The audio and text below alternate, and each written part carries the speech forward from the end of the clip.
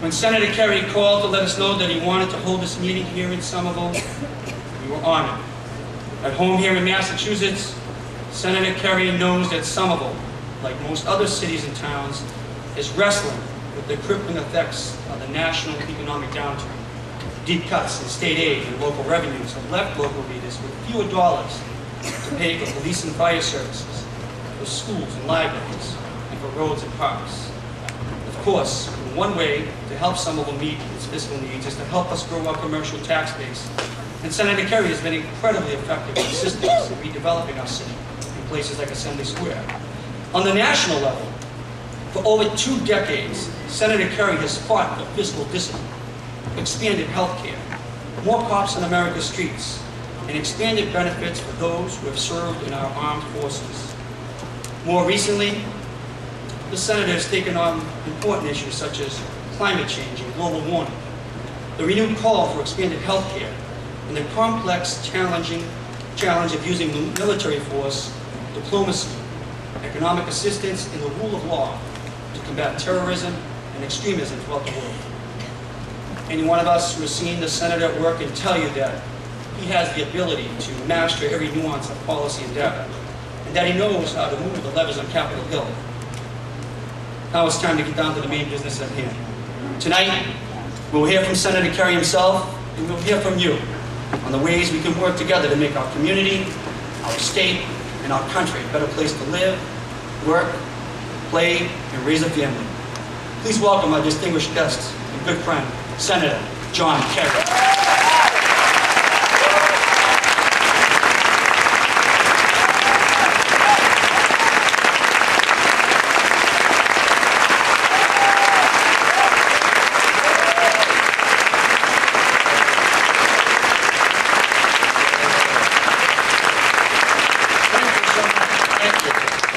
Thank you very, very much. First of all, thank you, Mayor Curtatone, for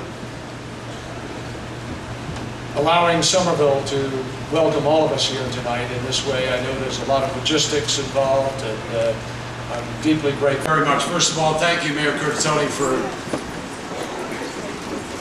allowing Somerville to welcome all of us here tonight in this way. I know there's a lot of logistics involved, and I'm deeply grateful to the emergency medical personnel and public safety officers, our police force, and others who are here. Thank you for helping to facilitate this.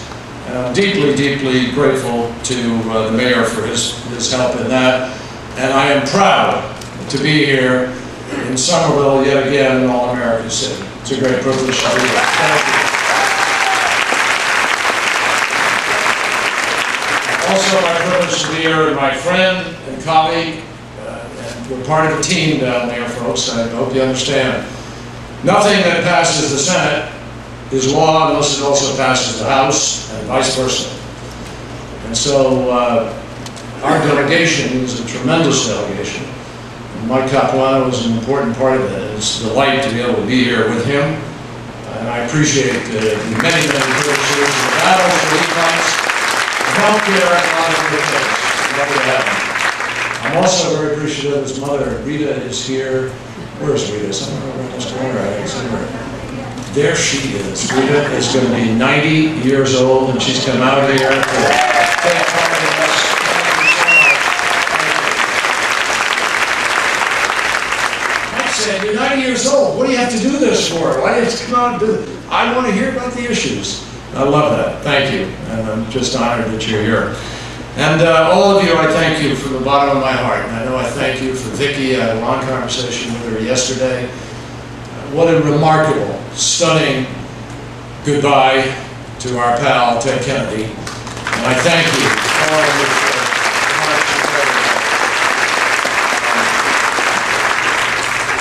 I want you to just think back for a moment to the intercessions. I'm sure many of you watched the service at the Basilica.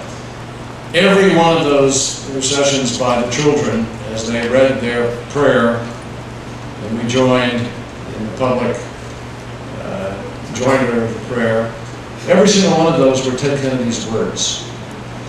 And none of them were more important with respect to one of the things we come here to talk about tonight, and his prayer that the day will come when everyone has health care not as a privilege, but as a right.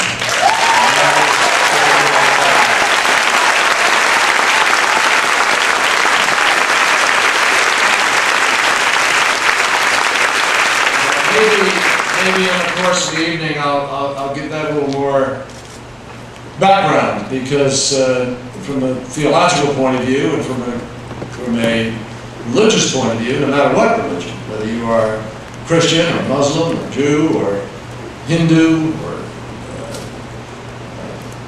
Buddhist or any number of things, there's a universality within religions that calls on us, all of us, to manifest a kind of moral engagement with respect to our fellow human beings.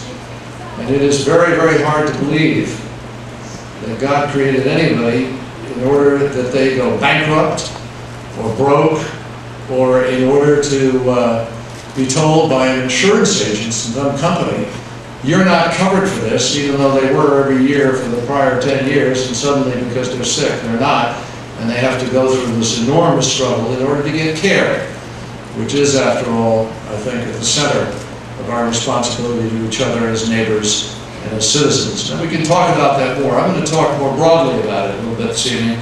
But more importantly, I don't want to just talk. I want to find the time here. I want to hear your questions. I want to hear your comments. I want to have a chance to get your sense of how we proceed. This is not a one-way discussion, I promise you. And most importantly,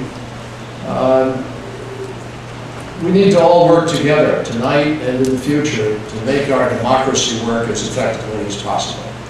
This is a great privilege.